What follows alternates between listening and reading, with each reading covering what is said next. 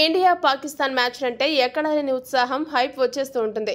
ఇప్పటికే ఈ ఏడాది ఛాంపియన్స్ 2025లో భారత్ పాకిస్తాన్ జట్లు ఒకసారి తలపడ్డాయి. ఈ మ్యాచ్లో టీమిండియా సూపర్ పర్ఫార్మెన్స్తో అదరగొట్టి పాక్పై విజయాన్ని సాధించింది. అయితే భారత్ పాక్ మధ్య ఈ ఏడాది మరిన్ని క్రికెట్ మ్యాచ్లు జరిగే అవకాశం ఉంది. తాజాగా ఆసియా క్రికెట్ కౌన్సిల్ ఈ ఏడాది సెప్టెంబర్లో ఆసియా కప్ను షెడ్యూల్ చేసింది. ఈ టోర్నీ T20 ఫార్మాట్లో జరగనుంది. ఇందులో మొత్తం 19 మ్యాచ్లు జరగనున్నాయి. మామూలుగా అయితే ఈ మ్యాచ్ భారత్లో జరగాలి. అయితే భారత్ పాక్ల మధ్య సత్సంబంధాలు ఏమాత్రం లేని కారణంగా ఈ టోర్నీని తటస్థ వేదికపై నిర్వహించాలని ఏసీసీ నిర్ణయించింది. ప్రస్తుతానికి తటస్థ వేదిక ఏది అని ఖరారు కాలేదు. అయితే యూఏఈ లేదా శ్రీలంకలో ఈ టోర్నీ నిర్వహించే అవకాశం ఉంది.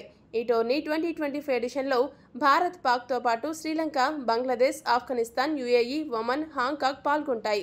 గత ఎడిషన్లో లాగా ఈ ఏడాది ఆసియా కప్లో కూడా 8 జట్లు 2 గ్రూపులుగా పాల్గొంటాయి.